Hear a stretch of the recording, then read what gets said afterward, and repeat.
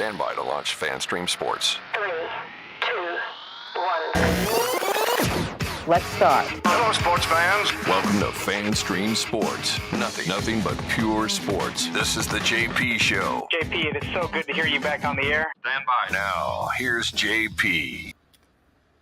And welcome into another edition of the JP Peterson Show here on this Tuesday. And we welcome you in. Nick Geddes from Odd3.com joins me as well today. And it's another loser Tuesday for your Tampa Bay Rays after another very, very disappointing night in Arlington, Texas. We are brought to you by the great folks at the Jeeves Law Group, JEEVES lawgroup.com, and Bay Area Modern Medical Center. And Nick Geddes, I think the outcries for more offense for this team are going to get louder and louder and louder as another night goes by where the Rays waste a wonderful pitching performance by Shane McClanahan. He was spot on. His velocity was up. His location was perfect. His movement was fantastic. He gave up one bad pitch, one bomb, and that was it. And meanwhile, the Rays offense was just, a hair away from a home run here, a hair away from a double there. Very frustrating night for the Rays. I think you would agree. Yeah, they've had some frustrating losses this year, but when you lose on a wild pitch like that, it doesn't get much more frustrating than that, I would argue. And the way the game went, like you mentioned, what was it, about at least 3 or 4 home runs that they had that just went foul? A couple to the warning track. I think Wander had one. Brandon Lau had one. That maybe some other. Paredes had one off of Chapman that I thought was going to give the Rays the lead in the top of the ninth. That was a bomb. Yeah, but it's just foul. Par for the course for this team right now offensively. They've been offensively challenged for the last couple months, and the good thing is the Orioles, they dropped a game tonight against the Los Angeles Dodgers 6-4. So the Rays for now are still clinging to a 1-game lead in the AL East, but I think it's fair to again, I'm not ready to put the alarm bells on by any means at this moment, but 31-30. Yeah. It's a 29-7 start. That is a pretty, what are they? We talked about what are they, and I said I didn't want to go off a little bit of a bad stretch like the 7-game losing streak to determine it, but that's like 2 months plus of a sample size there now. That's that's more of a sample size than what we saw when they were 29-7. Yeah. You have to ask yourself, who are the Rays at this point? And I don't think they're as bad as 31-30 or as average as that. I don't think they're as great. I don't think they're as great as 29-7. I mean, it's the easy answer. They're somewhere in between that. Well, the lack of starting pitching and the injuries to the pitching staff have just caught up with them the last 2 months. That's all there is to it.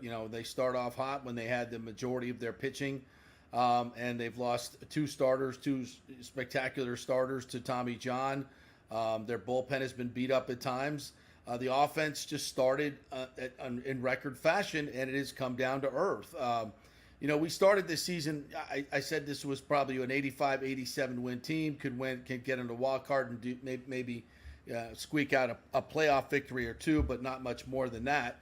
Obviously the start had me thinking that was completely wrong, but now I'm thinking that maybe this offense is what this offense is. And, we talked about this, Nick, at the beginning of the season. We said, hey, I think what Neander ended up doing was saying, look, all these deals that are being made for big left-handed hitters, Cody Bellinger, they just don't. They seem like they're out of whack. They're out of whack. They were just passed on the deals, and I said, okay, fine. Let's go see what this offense does. And then at the deadline, if you need a bat, you go get a bat. You spend some money. You got the prospects. You go get a bat.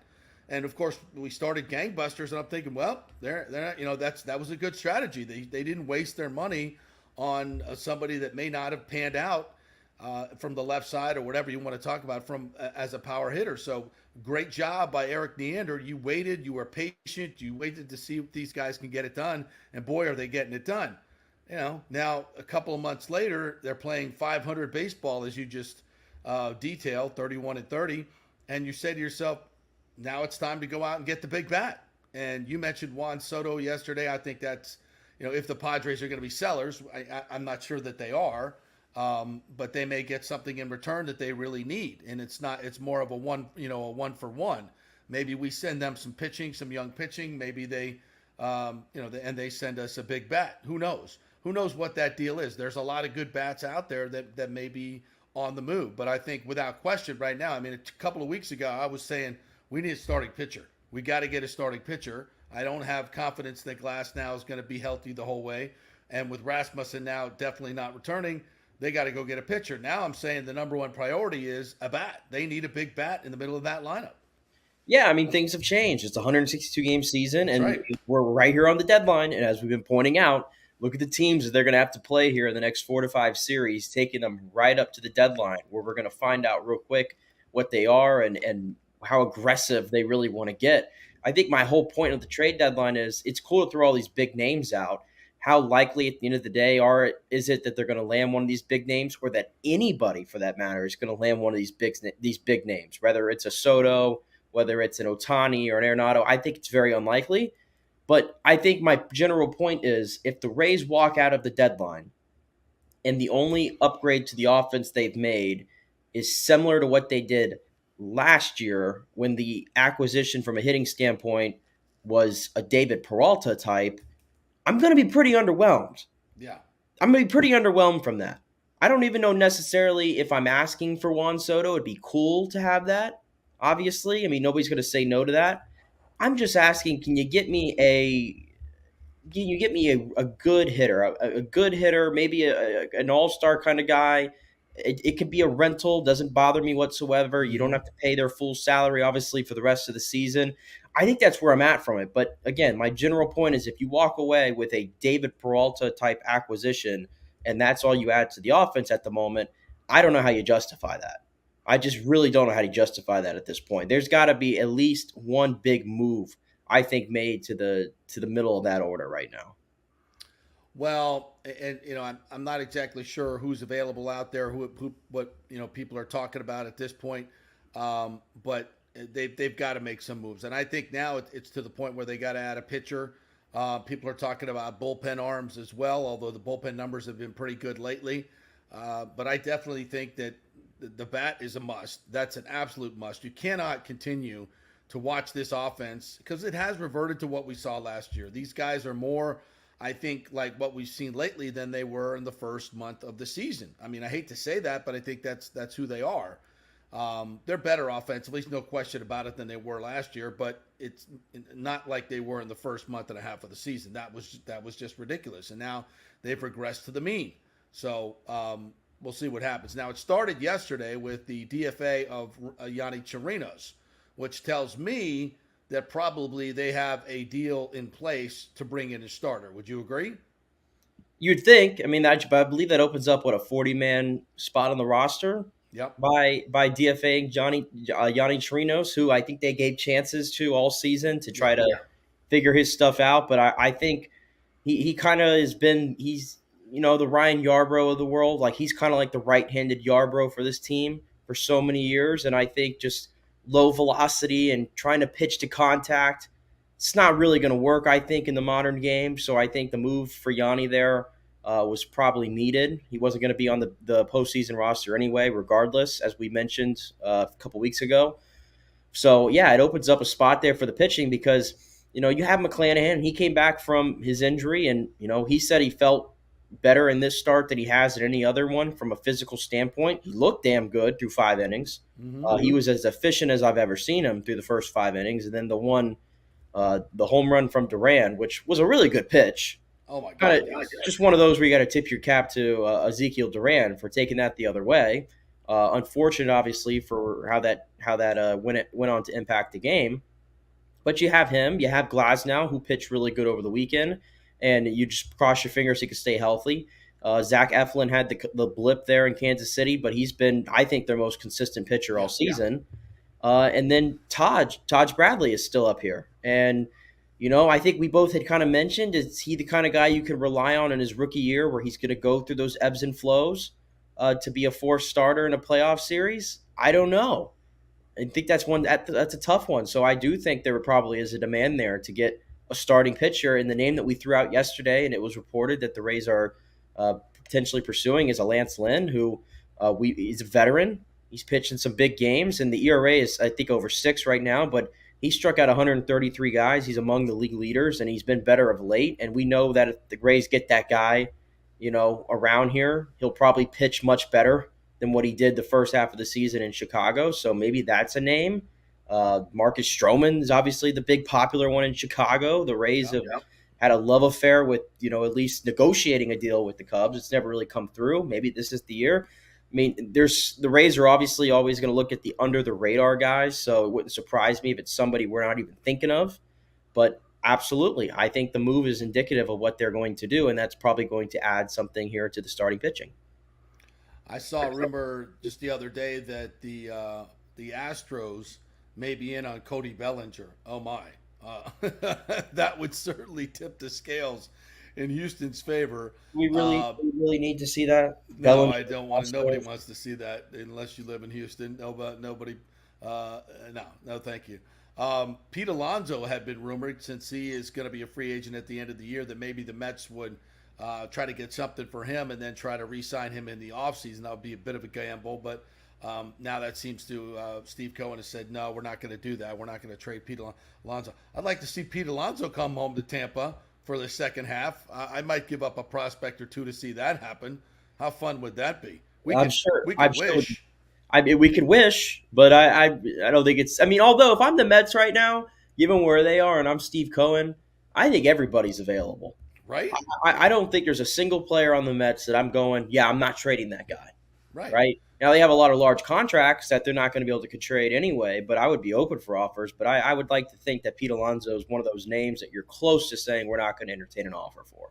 Right, absolutely. And that would be fun. I mean, if you had a wish list, well, I mean, for the Rays, I mean, you have Ohtani at the top, right? But again, we talked about this yesterday. We're not giving up 5 or 6 prospects to get a rental. Although I will say, I can get on this show all I want and tell you that trading 6 prospects for 3 months of Shohei Ohtani is not a smart thing. But if it happened in the ulterior universe where it happens, let's be honest, we're jumping for joy.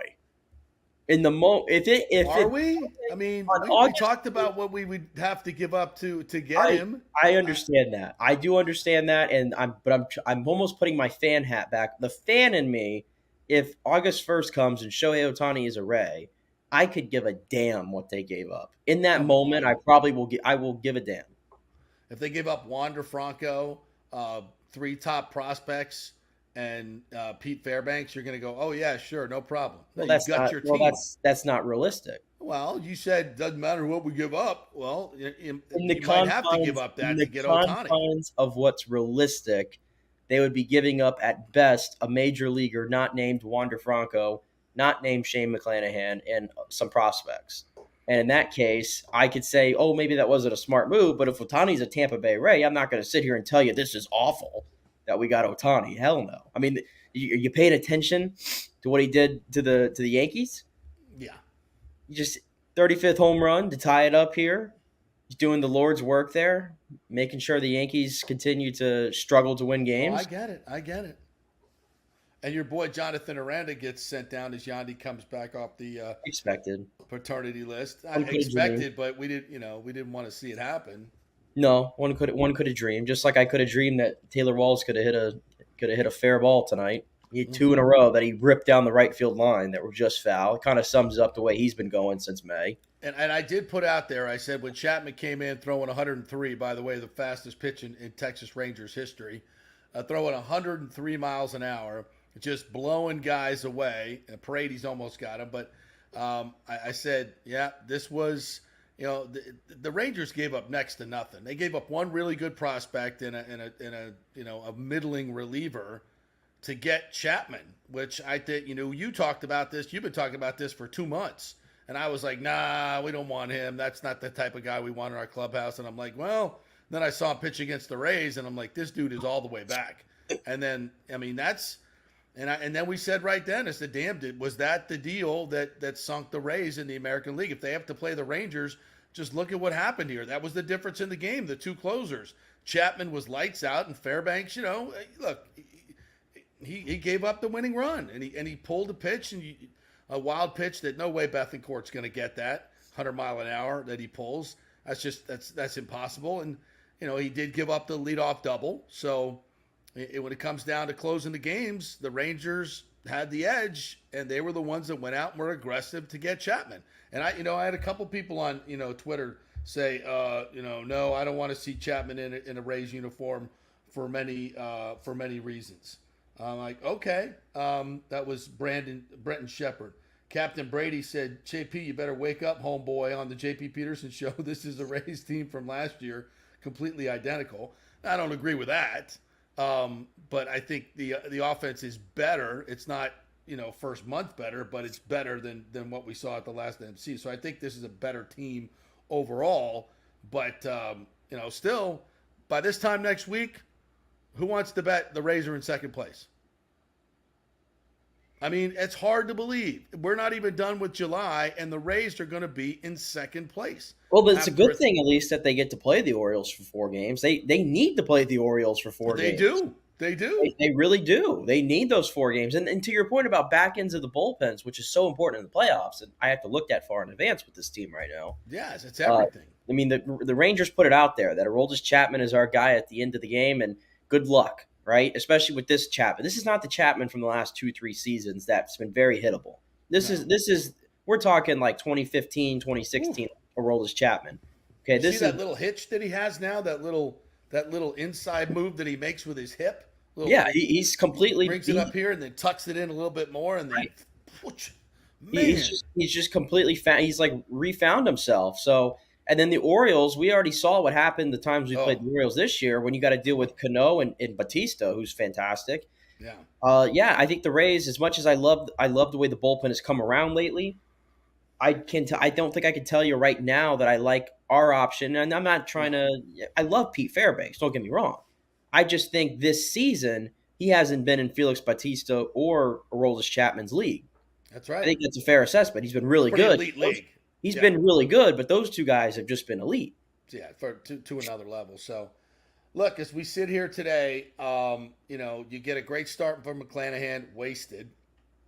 You had a lot of bad luck, should have won the game, but you're still a game up on the Orioles, and you got to play them next week. I just, it's just the lack of offense that has been so consistent with this team over the past month, certainly, that bugs me. And we'll see where it goes.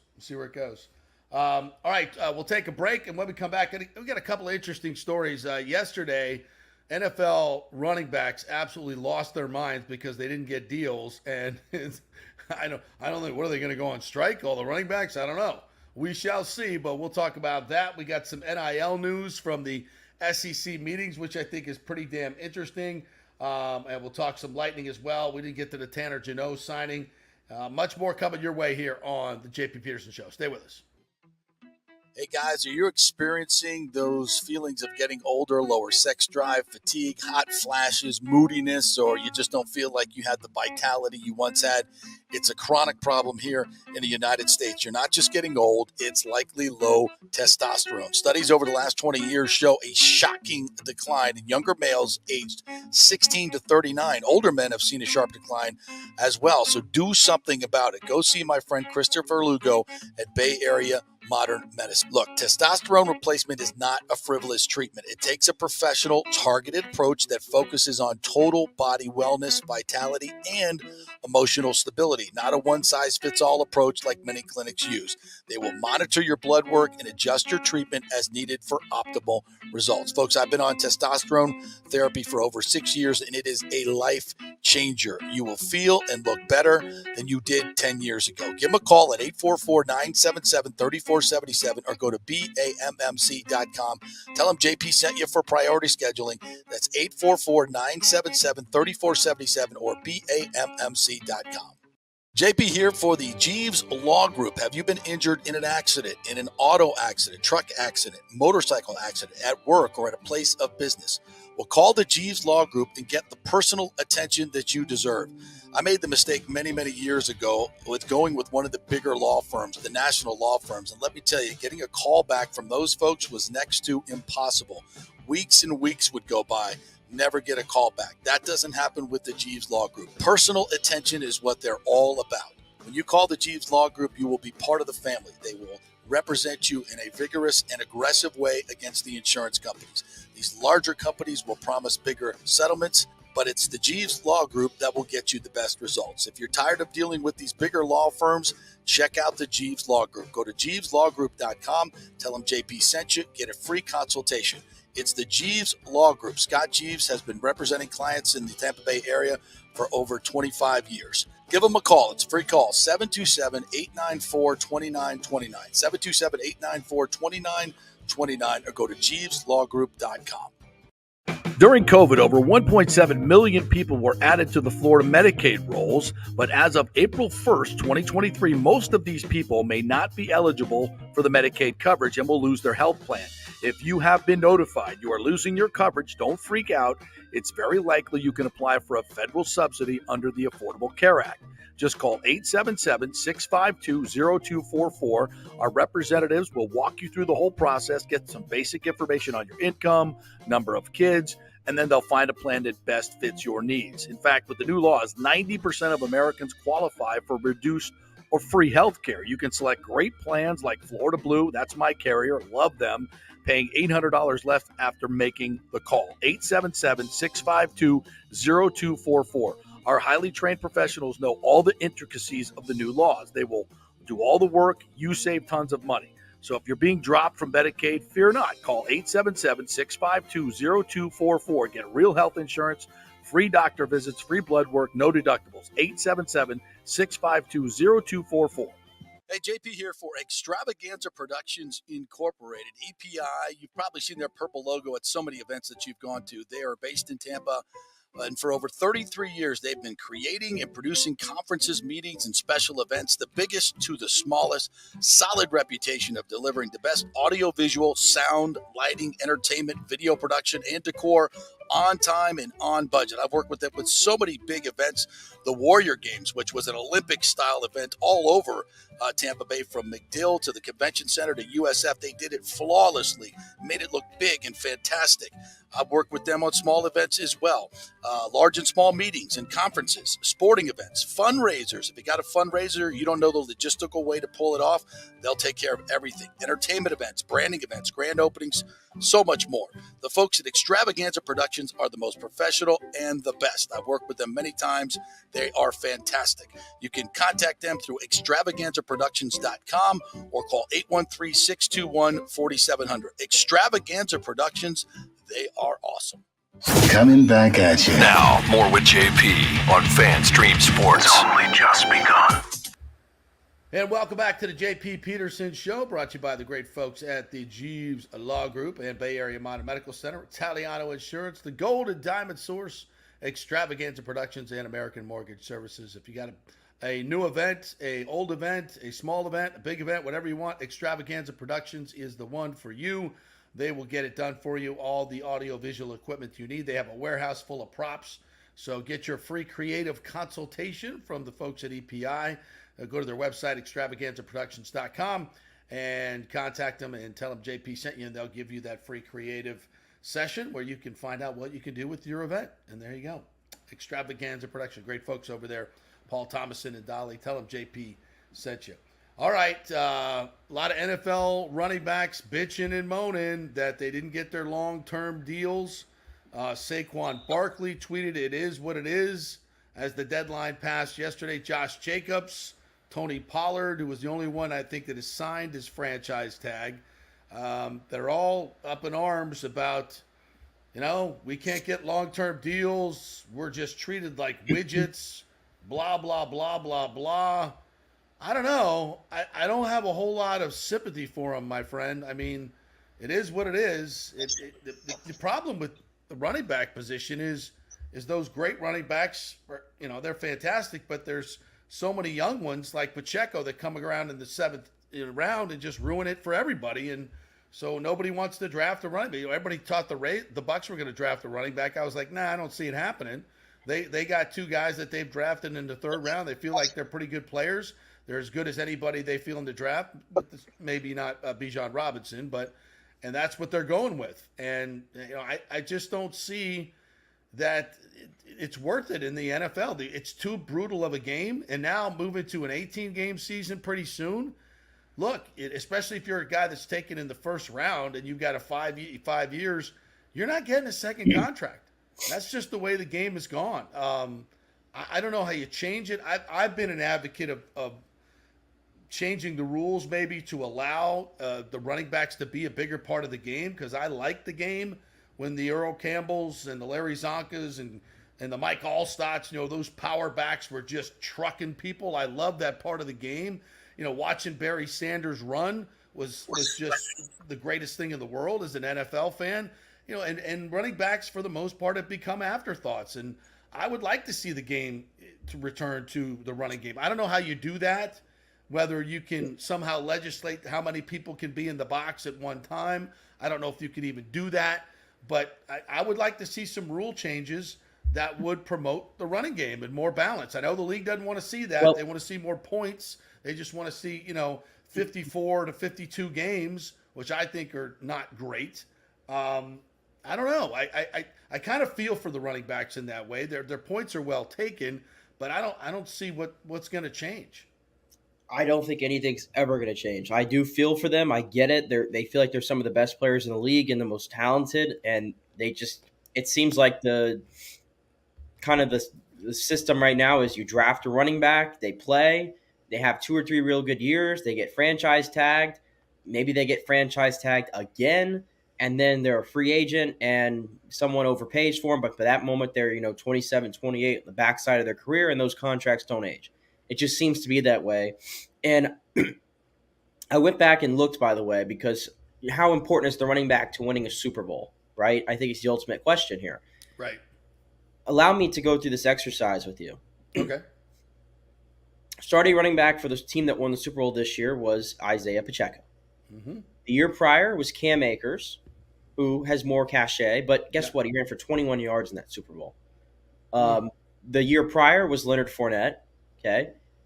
The year prior. And let's be honest. If I was going to say, as far as offensive players for the Buccaneers, where I would rank Leonard Fournette. He's like 5th in line at that time. Do you think 5th?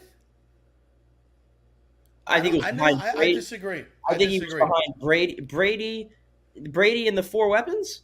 I disagree. No, I think Fournette was a huge part of it.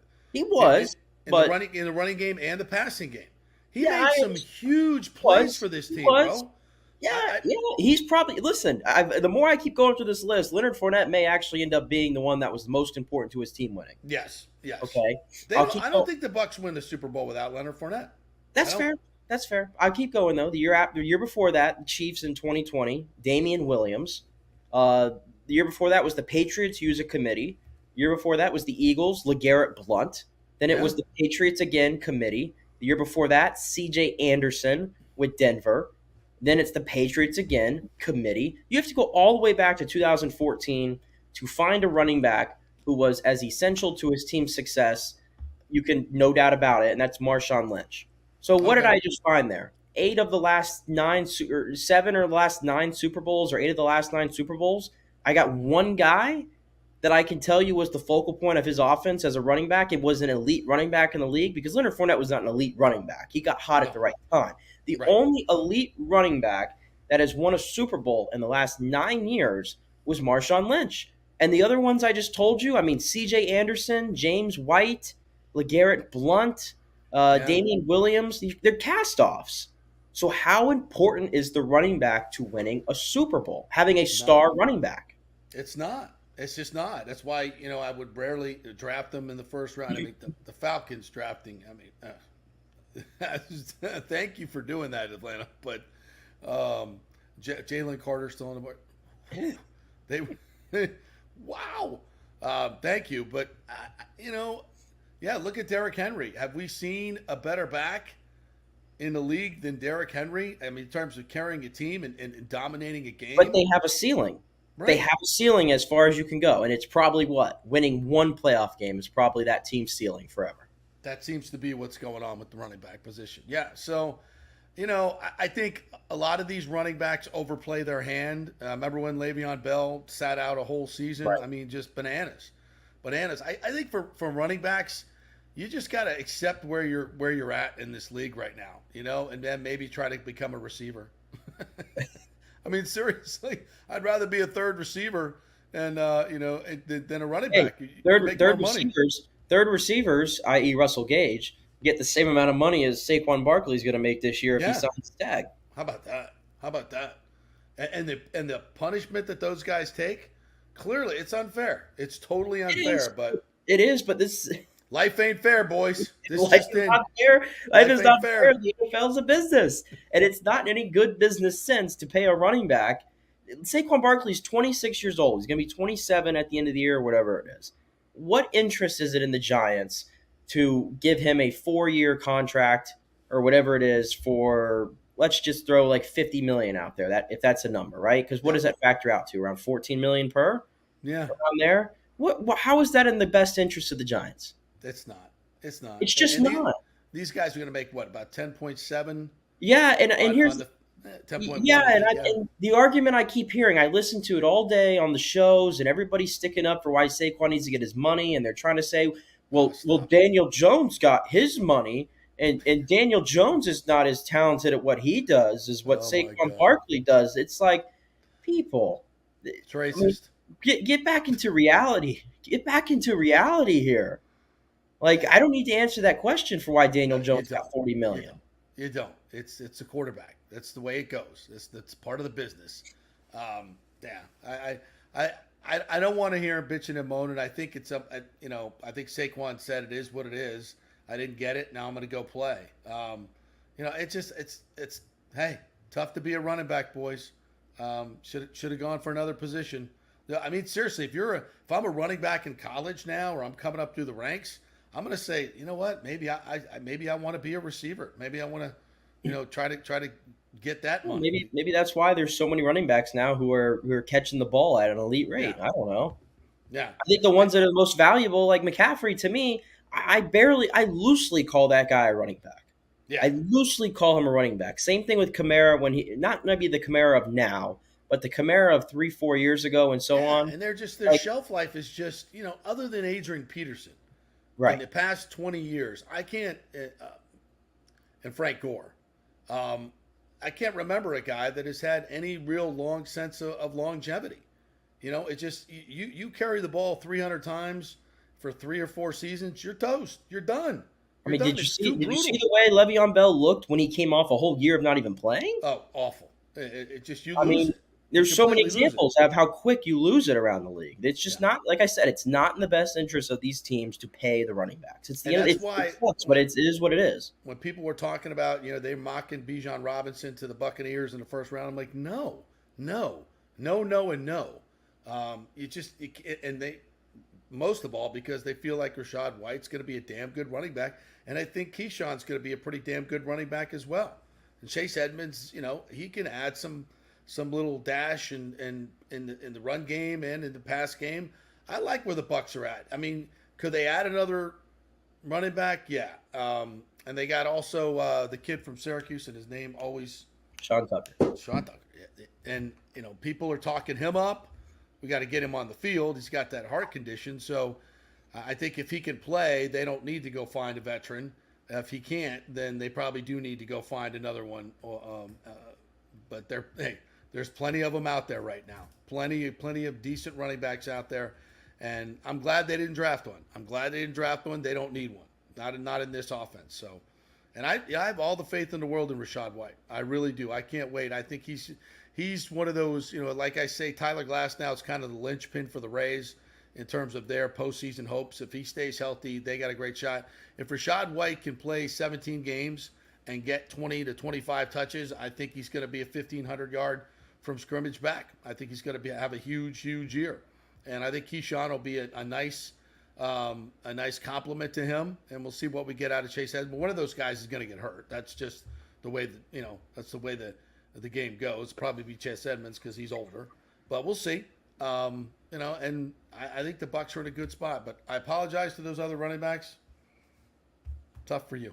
All right, we're going to take another break. When we come back, some very interesting comments from Greg Sankey, the SEC commissioner, at the SEC Media Days. I think they're going to be met with a lot of skepticism And he was even contradicted by one of his coaches on the same podiums moments after he got done. Wacky first day at the SEC Media Days talking NIL. We'll be back and chat about that. Stay with us. All right, this is for all you guys who don't want to go to the gym and do 5,000 crunches. At Bay Area Modern Medical Center, you can get on the new True Body machine where you can reduce fat and tone up your muscle. It's like doing 54,000 crunches in just 15 minutes. Define your body as you see fit. True Body offers personalized muscle stimulation that delivers the equivalent of those 54,000 crunches in just 15 minutes. Just get in touch with them at Bay Area Modern Medical Center, BAMMC.com. Chris Lugo and the team over there will set you up on True Body and get amazing results. Non-invasive with comfortable and little to no pain and zero downtime. You can isolate and target those areas that you want to improve and treat multiple areas simultaneously. It's an amazing machine, so check it out at Bay Area Modern Medical Center, BAMMC.com. Well, Fitz the mortgage guy did it again. A listener heard his ad, was going to another big bank, but called Scott Fitzgerald at American Mortgage Services of Tampa, and Fitz saved him $618 on his monthly payment. Are you kidding me? Folks, that's big money. Rates are going up, they're going down, they're going all over the place. Scott will shop your loan and save you lender fees and get the best rates. Email him, scott@amstampa.com, or call 813-294-7595. That's Fitz the mortgage guy. Lots of stuff going on right now, and these rates are going all over the place. You need somebody knowledgeable in the market that will work hard for you and get you the best deal. That's my man, Scott. He's done 3 loans for me, done thousands of loans for local folks here, works with a lot of the coaches and players in the area. He's the guy. 813-294-7595, or go to scott@amstampa.com. Insurance coverage can be confusing and expensive. I mean, where do you start? Which companies can you count on to pay out fast and fair? Well, call the great folks at Italiano Insurance. It's a family-owned business. Jeff and Nat Italiano are carrying on the 60-year-plus tradition of giving amazing customer service and giving back to the community through their annual backpack drive for needy students and their support of the local pediatric cancer patients. But it's the customer service that sets them apart. They can shop all your insurance needs and save you big-time money.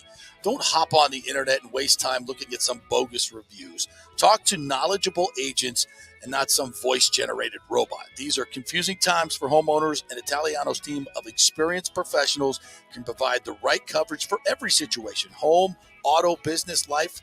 It's Italiano for all the pieces of your life. Call 813-877-7799 or go to italianoinsurance.com.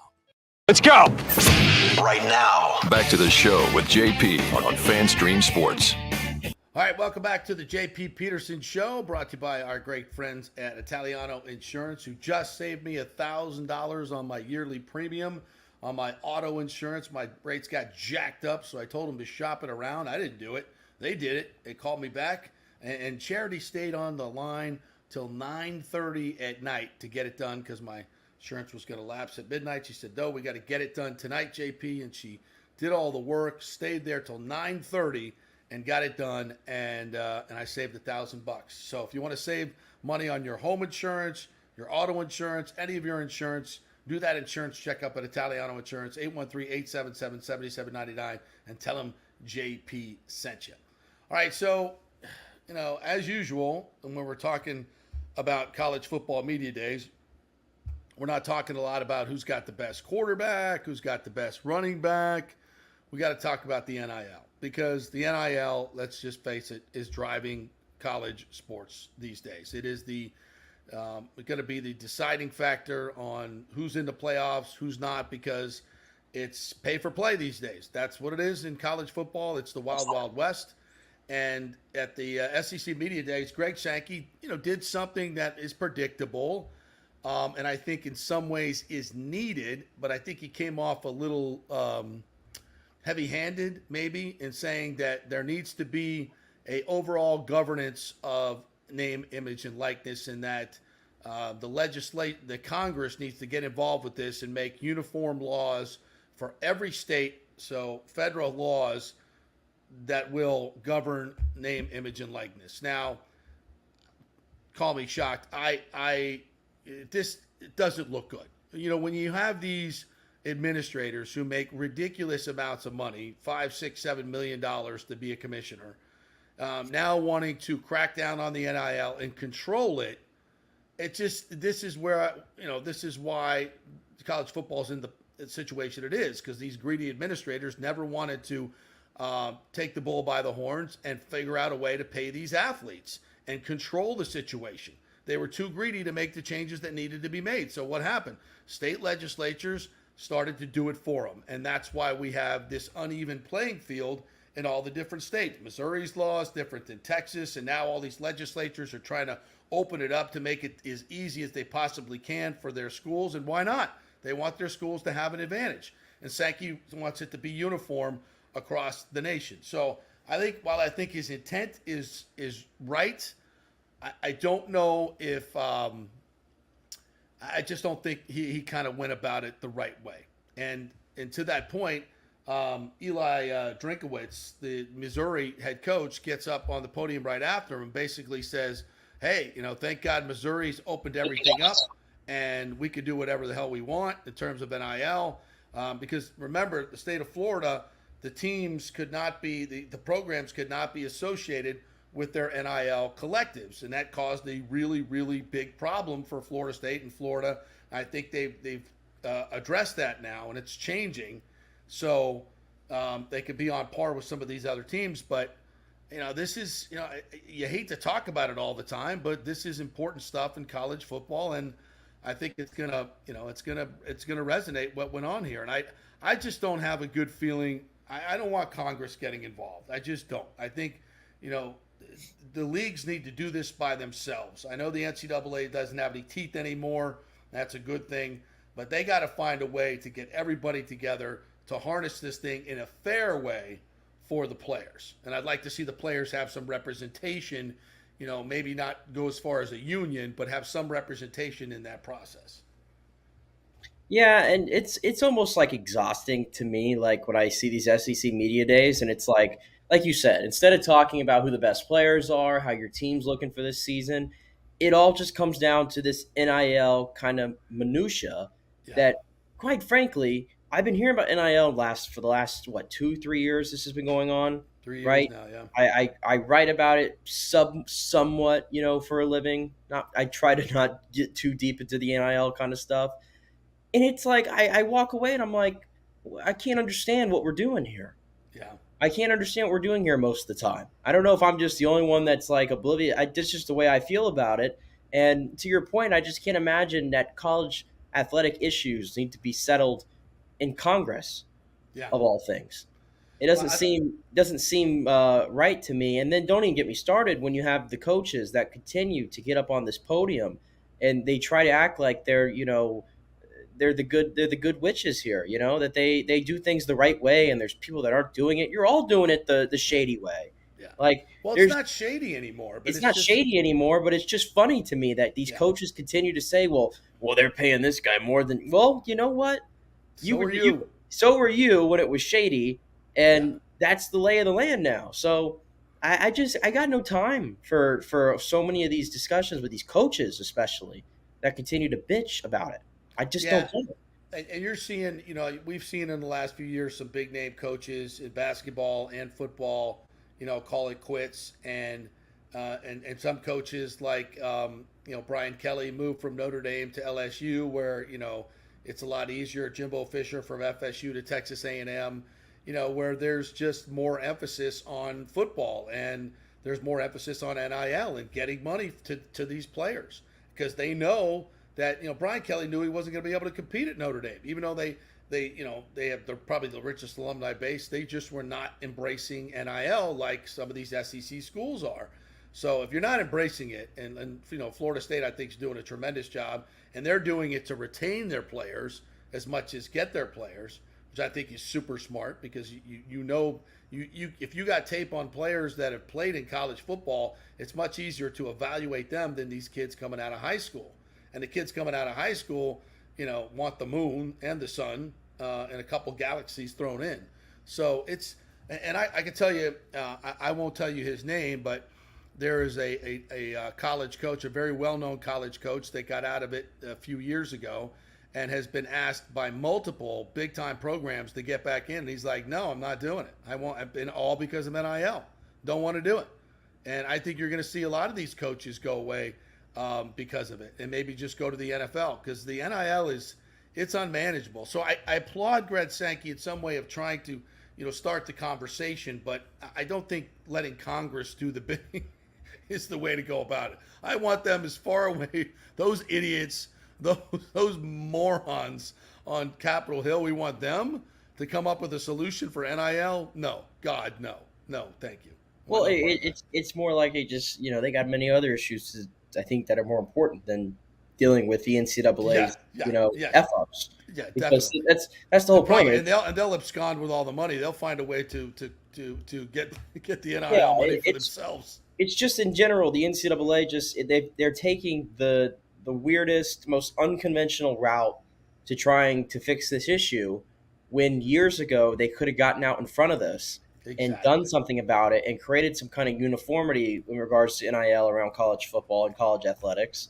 But this whole wild, wild west thing, the NCAA let it become the wild, wild west. Yep. And that's why it's dominated so much about the discussions. It's why I almost despise the off season for college football.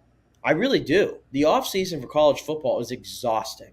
We did this last year. Remember when it was all about it, the NIL I remember last off season was at its highest probably. Yeah. And the drama that was going on with the coaches calling each other out.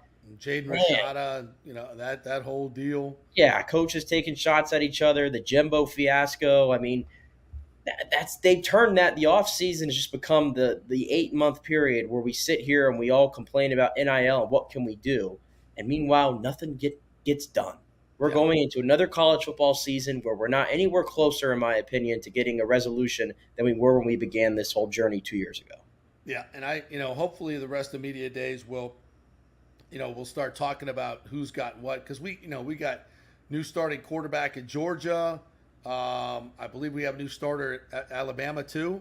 The kid came from Notre Dame, Tyler Buckner's and Jalen Milroe also. Like the SEC, that's what I'm saying. The SEC media days, I mean, there's so many storylines in the SEC where a lot of people are short selling Georgia a little bit if they're really the best team. Like a lot of people I see are saying like LSU is going to finish above Alabama in the SEC West, right? A lot of people high on LSU. We're doing the whole hype train once again for Texas A&M. I keep seeing them ranked in the top 15. Yeah. I'll believe it when I see it with the Bobby Petrino mess that they're setting themselves up for. I could see that one coming. And then, to your point, I mean, there's quarterbacks who nobody knows who the best quarterback is in the SEC. Nobody knows. It feels like for years we've had that definitive guy that we go to, like that's the guy. And now it's like you could pull like 5 or 6 names out of a hat. Who's the best quarterback in the SEC? Those are the things I'm more interested in than the constant NIL rambling that we continue to do about this. I saw, I'm trying to find it right now, and I cannot find it. One of my buddies sent me a list of the best offensive lines in college football this year, and that always correlates to the best teams, believe it or not, this list that comes out each and every year. And FSU's offensive line was ranked number 3. I think I got it right here. Yeah, this is. I was saying that 3 years ago.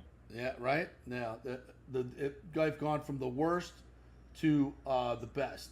They got Michigan number 1, Georgia number 2, and FSU number 3.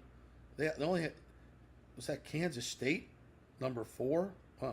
Texas A&M number 5. And so down the list. They got LSU 9, Notre Dame 8, Utah 10. So, that's we'll see if that correlates out.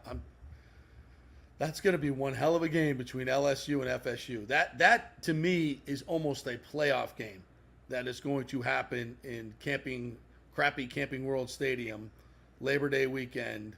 FSU, LSU. FSU, of course, got the best of them last year in the Superdome. I was there. What a hell of a game. Great start for FSU to that season. And it's going to be a huge game. Huge game. Cannot wait. What are we, 6 weeks away? 6 weeks away? September 3rd. Almost a month away. And a week away from Bucks. From Bucks training camp. Yeah, 8 days away.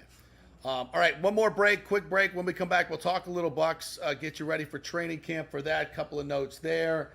And the Lightning have signed Tanner Jeannot to a contract. I think much is going to be expected of this young man. So quick break and back to finish up. Stay with us. Hey guys, are you experiencing those feelings of getting older, lower sex drive, fatigue, hot flashes, moodiness, or you just don't feel like you had the vitality you once had? It's a chronic problem here in the United States. You're not just getting old, it's likely low testosterone. Studies over the last 20 years show a shocking decline in younger males aged 16 to 39. Older men have seen a sharp decline as well. So do something about it. Go see my friend Christopher Lugo at Bay Area Modern Medicine. Look, testosterone replacement is not a frivolous treatment. It takes a professional, targeted approach that focuses on total body wellness, vitality, and emotional stability, not a one-size-fits-all approach like many clinics use. They will monitor your blood work and adjust your treatment as needed for optimal results. Folks, I've been on testosterone therapy for over 6 years, and it is a life changer. You will feel and look better than you did 10 years ago. Give them a call at 844-977-3477 or go to BAMMC.com. Tell them JP sent you for priority scheduling. That's 844-977-3477 or BAMMC.com. JP here for the Jeeves Law Group. Have you been injured in an accident, in an auto accident, truck accident, motorcycle accident, at work, or at a place of business? Well, call the Jeeves Law Group and get the personal attention that you deserve. I made the mistake many, many years ago with going with one of the bigger law firms, the national law firms. And let me tell you, getting a call back from those folks was next to impossible. Weeks and weeks would go by. Never get a call back. That doesn't happen with the Jeeves Law Group. Personal attention is what they're all about. When you call the Jeeves Law Group, you will be part of the family. They will represent you in a vigorous and aggressive way against the insurance companies. These larger companies will promise bigger settlements, but it's the Jeeves Law Group that will get you the best results. If you're tired of dealing with these bigger law firms, check out the Jeeves Law Group. Go to JeevesLawGroup.com. Tell them JP sent you. Get a free consultation. It's the Jeeves Law Group. Scott Jeeves has been representing clients in the Tampa Bay area for over 25 years. Give them a call. It's a free call, 727-894-2929, 727-894-2929, or go to JeevesLawGroup.com. During COVID, over 1.7 million people were added to the Florida Medicaid rolls, but as of April 1st, 2023, most of these people may not be eligible for the Medicaid coverage and will lose their health plan. If you have been notified you are losing your coverage, don't freak out. It's very likely you can apply for a federal subsidy under the Affordable Care Act. Just call 877-652-0244. Our representatives will walk you through the whole process, get some basic information on your income, number of kids, and then they'll find a plan that best fits your needs. In fact, with the new laws, 90% of Americans qualify for reduced or free health care. You can select great plans like Florida Blue. That's my carrier. Love them. Paying $800 left after making the call. 877-652-0244. Our highly trained professionals know all the intricacies of the new laws. They will do all the work. You save tons of money. So if you're being dropped from Medicaid, fear not. Call 877-652-0244. Get real health insurance, free doctor visits, free blood work, no deductibles. 877-652-0244. Hey, JP here for Extravaganza Productions Incorporated, EPI. You've probably seen their purple logo at so many events that you've gone to. They are based in Tampa, and for over 33 years, they've been creating and producing conferences, meetings, and special events, the biggest to the smallest. Solid reputation of delivering the best audio-visual, sound, lighting, entertainment, video production, and decor on time and on budget. I've worked with them with so many big events. The Warrior Games, which was an Olympic-style event all over Tampa Bay, from McDill to the Convention Center to USF. They did it flawlessly, made it look big and fantastic. I've worked with them on small events as well, large and small meetings and conferences, sporting events, fundraisers. If you got a fundraiser, you don't know the logistical way to pull it off, they'll take care of everything. Entertainment events, branding events, grand openings, so much more. The folks at Extravaganza Productions are the most professional and the best. I've worked with them many times. They are fantastic. You can contact them through extravaganzaproductions.com or call 813-621-4700. Extravaganza Productions, they are awesome. Coming back at you. Now, more with JP on FanStream Sports. It's only just begun. All right, welcome back to a Tuesday edition of JP Peterson Show. We talked some Braves. We want to talk some Lightning as well. Tanner Jeannot gets a deal, a 2-year deal, 2.6 AAV for Tanner Jeannot. Exactly where it probably should be, and much will be expected if this young man needs to step up and bring his fisticuffs. But I want to see a little bit more scoring out of him, a little bit more forecheck. Get that going a little bit for the Lightning. And I think, they gave up. I was just looking at this the other day in the article. Well, all that they gave up to get him, he definitely needs to step up and become that guy that the Lightning need. I don't want to put him, obviously a different player than Yanni Gourde, but he's got to be that guy that just sparks the team. Gets him going with some physical play. And he needs to, he needs to put the puck in the net too. They need some more secondary scoring. Yeah, I was thinking about, what I think best case scenario for Tanner Jeannot is. And, the Lightning have brought in a player of this profile before, and I feel like they've been able to unlock some offense in these guys. If he can be a 40 to 45 point player, that's all I'm asking. Yeah, I don't need 60 to 65. I don't need any of that. I don't even think he's capable of that. 40 to 45 with the kind of enforcer role that he plays, which especially with Pat Maroon no longer there and Corey Perry no longer there, and we're expecting potentially some younger bodies in the bottom six, maybe not the enforcer type. He's going to have to take on that role more so than ever this season, but I'd like to see him, again, asking for him to score 24 goals again like he did his rookie year in Nashville, that would be great. But as I've said before, there were some underlying metrics of why he scored 24 goals that last year just kind of dried up. But what they gave up for him. But for what they gave up for him. They got to get that. I know, and that's what I'm saying about this deal. It's like when it happened, the entire NHL is like clowning the Lightning. And we're just like, okay, but we're the only team that's capable of making a deal like this. But it's got to pay off. And, he got injured and all that, so it's not necessarily his fault. But when you go home in the first round, and you gave up 5 picks or 6 picks and a cow foot for him, it doesn't look too good right now for Tanner Jeannot. So, again, like you said, he's an important piece to what they need to do this season. He's got to step it up. All right, and also, real quick, by the way, just on a side note, Ross Colton, if you saw, 4x4 in Colorado. So if you needed any more reasoning for why the Lightning moved off of Ross Colton, there you go. He was never getting 4x4 here. No. And I'm not sure he's worth that.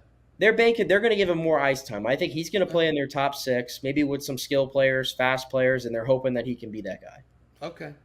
All right, yesterday we did a couple of polls. And this one, the story over the weekend by Antoine Winfield, who went on the Richard Sherman podcast and said that the Bucks are pursuing Tom Brady.